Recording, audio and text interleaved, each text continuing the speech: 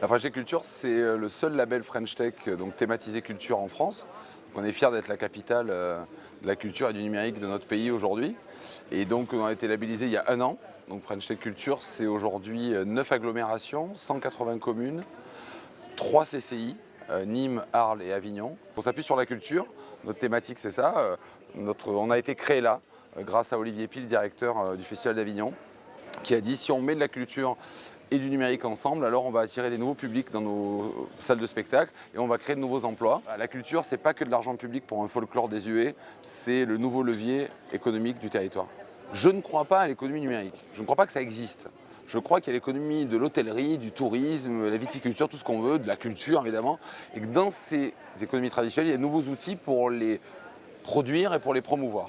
Et donc il faut décloisonner ça, donc on les met en rapport régulièrement avec des vignerons, des artistes, etc. pour leur dire regardez, il y a une nouvelle solution pour vous, peut-être que vous pouvez contractualiser, donc leur apprendre à vendre.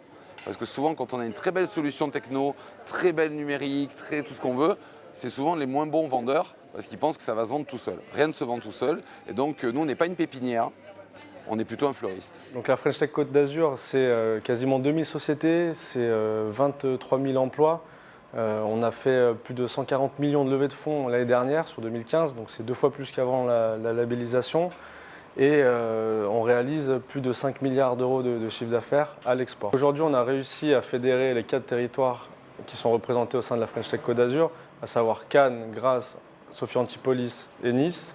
On a énormément d'atouts sur la Côte d'Azur. Il y a évidemment le tourisme, mais aussi l'e-santé, la Smart City, on a l'e-éducation et aussi le sport tech qui marche très très fort. Alors on essaye de promouvoir le dialogue avec les autres French Tech. Le but quand même, c'est de promouvoir la France à l'international. Notre objectif, c'est de sortir 10 grosses sociétés d'ici 2020, donc à l'échelle internationale, et également d'avoir une cinquantaine de sociétés accélérées par an sur l'ensemble du territoire.